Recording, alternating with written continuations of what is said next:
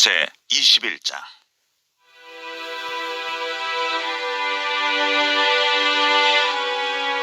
여호와께서 모세에게 이르시되 아론의 자손 제사장들에게 말하여 이르라. 그의 백성 중에서 죽은 자를 만짐으로 말미암아 스스로를 더럽히지 말려니와 그의 살부치인 그의 어머니나 그의 아버지나 그의 아들이나 그의 딸이나 그의 형제나 출가지 아니한 처녀인 그의 자매로 말미암아서는 몸을 더럽힐 수 있느니라. 제사장은 그의 백성의 어른인즉 자신을 더럽혀 속되게 하지 말지니라. 제사장들은 머리털을 깎아 대머리 같게 하지 말며 자기의 수염 양쪽을 깎지 말며 살을 베지 말고 그들의 하나님께 대하여 거룩하고 그들의 하나님의 이름을 욕되게 하지 말 것이며 그들은 여호와의 화제 곧 그들의 하나님의 음식을 드리는 자인즉 거룩할 것이라. 그들은 부정한 창녀나 이혼당한 여인을 취하지 말지니 이는 그가 여호와 하나님께 거룩함이니라. 너는 그를 거룩히 여기라. 그는 내 하나님의 음식을 드림이니라. 너는 그를 거룩히 여기라.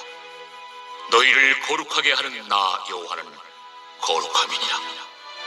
어떤 제사장의 딸이든지 행음하여 자신을 속되게 하면 그의 아버지를 속되게 함이니 그를 불살을지니라.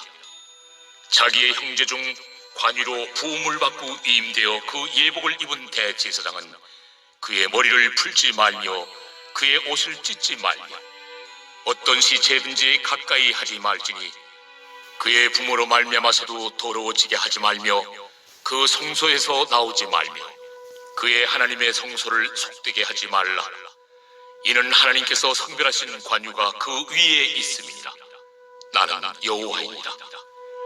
그는 처녀를 데려다가 아내를 삼을지니 과부나 이혼당한 여자나 창녀짓을 하는 더러운 여인을 취하지 말고 자기 백성 중에서 처녀를 취하여 아내를 삼아 그의 자손이 그의 백성 중에서 속되게 하지 말지니 나는 그를 거룩하게 하는 여호와임이니라. 여호와께서 모세에게 말씀하여 이르시되 아론에게 말하여 이르라. 누구든지 너의 자손 중 대대로 육체에 흠이 있는 자는 그 하나님의 음식을 드리려고 가까이 오지 못할 것이니라.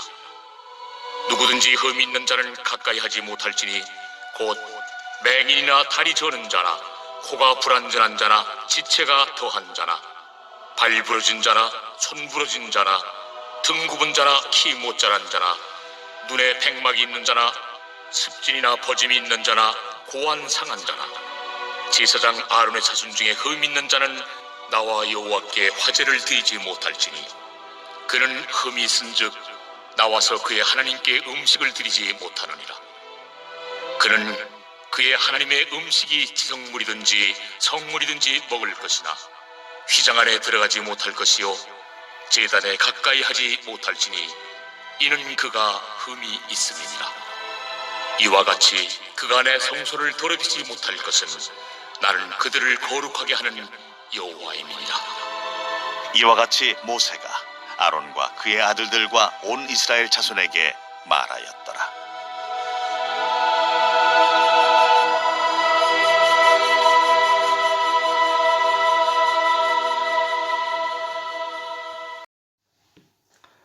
레위기 11장부터 어제 본문이었던 20장까지는 백성들이 지켜야 할 그 정결 규례, 성결 규례, 즉 하나님의 백성들이 어떻게 예배해야 되는가, 그리고 하나님의 백성들이 어떻게 살아야 하는가를 다뤘었습니다. 오늘 본문인 레위기 21장 그리고 내일 보게 될 22장은 이제 제사장들이 지켜야 할 그 율법들, 규례들을 소개하고 있습니다.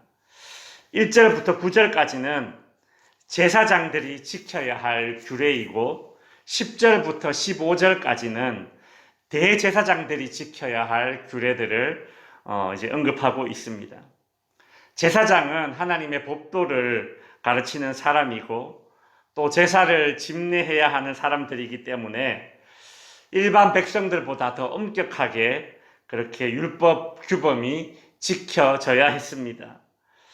대제사장은 또 일반 제사장들보다 더 엄격하게 규정이 있었죠.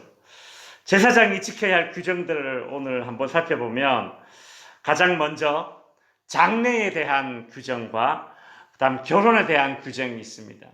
장례와 결혼은 우리 인생에 있어서 아주 중요한 그런 일들 아닙니까? 그래서 이 두 가지를 오늘 본문에서 먼저 소개하고 있죠. 제사장들은 시체를 멀리해야 합니다. 일반 백성들도 시체를 만지면 7일 동안 부정해졌었는데 제사장은 애초에 이 죽음 자체에 가까이 하는 것이 금지되어 있습니다. 예를 들어서 직계 가족, 그러니까 부모님 그리고 형제 자매들이 만약에 죽으면 그 직계 가족의 장례식에는 참여할 수가 있습니다. 그러나 기타 친척이나 이웃이나 지인들의 장례에는 참여할 수가 없습니다. 5절에 보면 또 제사장들은 머리털을 깎아서 대머리 같게 하지 말라, 자기 수염 양쪽을 깎지 말며 살을 베지 말라라고 하죠. 이 구절은 이런 행동들은 이 당시에 가나안 지방에 있던 장례의 풍속입니다. 제사장은 그런 이방인들의 장례 풍속을 따라하지 말 것을 율법이 이야기하고 있죠. 그 다음으로 제사장의 결혼에 대한 규정이 나오는데 제사장이 결혼할 수 없는 여성은 7절에 보면 그들은 부정한 창녀나 이혼당한 여인을 취하지 말지니 라고 되어 있습니다. 부정한 창녀라는 말은 말 그대로 돈을 받고 몸을 파는 여성을 아내로 들이지 말라라는 말이고, 또 여기서 이혼당한 여인을 취하지 말라라는 말이 나오는데 이 이혼당한 여인은 이것이 히브리어로는 게루샤라는 단어인데 이것이 의미하는 바는 무엇인가 하면 모든 이혼한 여인을 가리키는 것이 아니라 부정한 일이 발각되어서 쫓겨난 여인을 이제 게루샤라고 합니다. 그래서 어떤 부정한 일을 저질러서 쫓겨난 여인을 제사장은 아내로 취할 수 없다라는 얘기입니다. 9절에는 보면 제사장의 딸이 행음을 하면 화형에 처하라라고 되어 있습니다. 우리가 레위기 20장에서 보아 알듯이 일반 백성들이 만약에 이 당시에 간음죄를 저지르면 돌에 맞아서 죽는 그런 사형에 처해졌습니다. 그러나 제사장의 딸이 만약에 이런 행음을 하게 되면 사형의 집행 수단이 달라집니다. 돌에 맞아 죽는 것이 아니라 화형을 하게 됩니다. 좀 더 엄격하게 이 제사장의 가문은 율법을 적용하는 것이죠. 10절부터 15절은 지금까지 언급된 제사장들이 지켜야 할 규례에다가 추가적으로 대제사장이 지켜야 할 규정들이 이제 소개되고 있습니다. 제사장은 직계 가족의 장례에는 참여할 수 있었습니다. 그러나 대제사장은 직계 가족의 시신에도 접촉할 수 없고 그 장례에도 참여할 수 없습니다. 그리고 일반 장례식에는 당연히 참여할 수가 없겠죠. 13절에서 15절은 대제사장의 이제 결혼에 대해서 소개하고 있습니다. 제사장이 창녀나 부정한 일이 있어서 쫓겨난 여인과 결혼할 수 없었다면 대제사장은 이보다 더 엄격하게 과부와의 결혼 자체를 금하고 있습니다. 오직 이스라엘의 레위 지파 그에 속한 순결한 그런 처녀와만 결혼이 허용되었습니다. 그렇게 하는 이유는 무엇입니까? 이 대제사장직은 세습이 되었는데 과부와 결혼하는 그런 일이 발생하게 된다면 이 혈통에 대한 오해의 소지가 있기 때문에 대제사장만큼은 처녀와만 결혼을 할 수 있도록 하였던 것이죠. 16절에서 24절까지는 육체에 흠이 있는 사람은 제사장의 직무를 감당할 수 없도록 하였습니다. 이것은 후천적인 것이든 혹은 선천적인 것이든 장애가 있다면 제사장의 직무를 감당하지 못하게 되었습니다. 제사장의 직무는 감당하지 못하지만 그러나 제사장의 음식, 즉 성소에 바쳐진 음식, 제사장만 먹을 수 있는 그 음식은 먹을 수 있도록 하였습니다. 제사장의 가족의 권리를 누릴 수 있도록 해준 것이죠.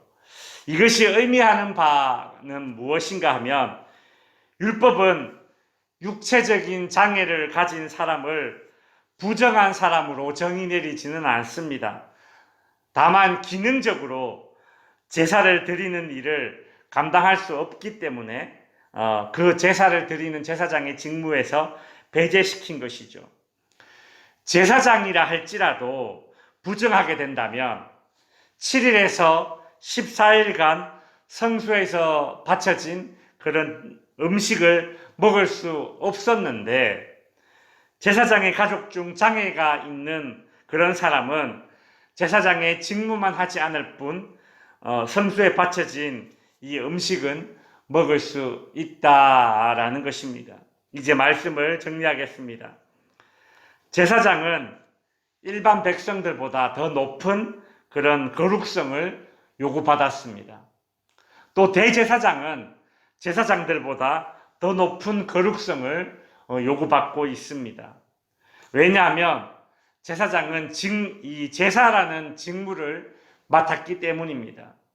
구약의 제사는 죄인인 인간이 하나님을 만나는 아주 중요한 일입니다.